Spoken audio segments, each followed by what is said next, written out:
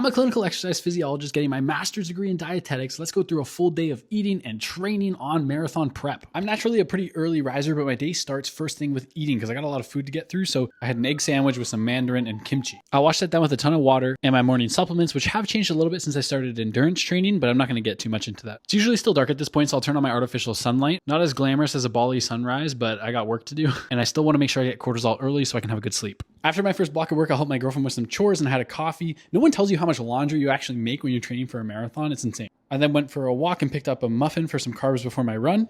And after my second block of work, I made my intra-carb gels. I'm still perfecting this, but I should have the recipe posted next week if you're interested in learning how to make them for yourself and save some money. With my carbs, water, and electrolytes packed, it was time to say goodbye to my girlfriend and head off on my run. This morning was a 15-kilometer run, which capped off a 60-kilometer week, which is actually the most I've ever ran or ever thought I'd ever want to run. But since taking a break from bodybuilding, I just had a ton of fun learning about this style of training more, and the weather showed up, so I couldn't complain. During the run, I had a gel, which is around 90 grams of carbohydrates, and as soon as I got home, it was continuing to rehydrate so I could recover from my second session. Normally, I'd eat as quick as I could, but I was really in a time crunch to get to my check-ins with some of my virtual clients. And after while I was programming, I was able to get 2 meals in. Because these meals are furthest from my workouts, I'm really stacking them with fiber and protein. And then it was time to go lock in on studying for my upcoming midterms.